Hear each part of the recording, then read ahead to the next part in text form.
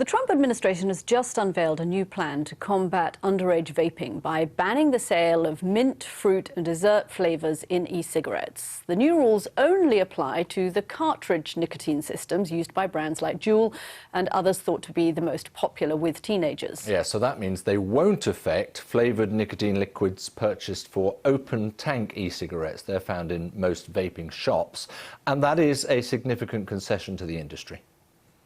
OK, let's speak now to Dr. Crotty Alexander. She's a pulmonologist at UC San Diego's School of Medicine. Thanks for joining us, Laura.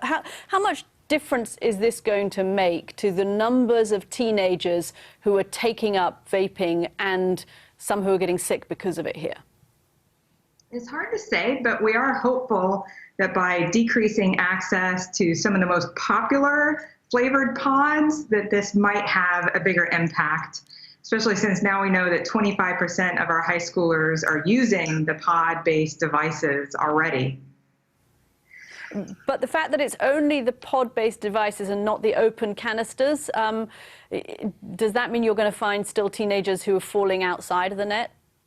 Absolutely. So that's one main concern, is that it's very easy to buy the tank devices and those flavored liquids like gummy bear, chocolate, creme brulee, all of these flavors that are super appealing to kids and even, people in their 20s. So it might have a slight effect. I don't think it's going to completely stop this amazing epidemic of youth vaping.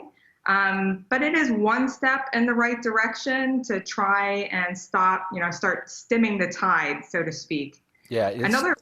Sorry, Laura, I was just going to say they sound like the flavours that should be targeted first and foremost. But I do wonder, because let's be honest, we are still relatively in the sort of infant stages of vaping, aren't we? And the argument will go on as to how certain any evidence is actually at the moment they are doing quite so much damage.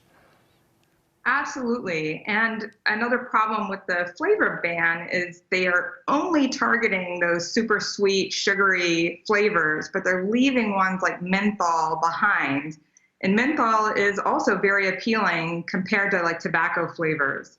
And also one thing they mentioned is that this ban, it might be a temporary ban. So it's really just maybe making a lot of talk, but in the end, the industry is going to win out and be able to sell, the flavors that they want to. So these are all big concerns. Right, but you have no doubt, do you, about the damaging effect of these various vaping, whatever system you like to use?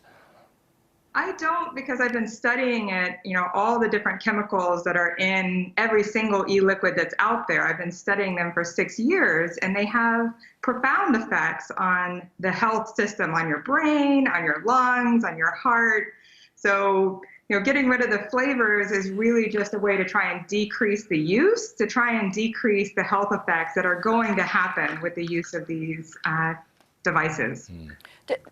Doctor, vaping is relatively new, and I suppose we might take some heart from the fact that people are waking up to the health problems quite quickly. I look at my 19-year-old son, who was definitely vaping when he was in college, and now he's stopped.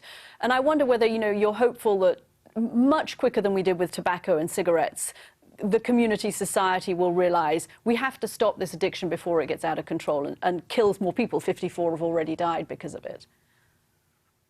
I think you really nailed it right there, is that this EVALI, the e-cigarette device vaping associated lung injury, it's a terrible thing. 54 people died, but it is a huge wake-up call. And I think it has really increased awareness that people are inhaling chemicals that their lungs were not meant to see, and that this can be devastating to health. So I completely agree that this terrible disease is probably helpful in the long run for people's health. OK, Dr. Crotty Alexander, thank you very much for joining us. I am encouraged.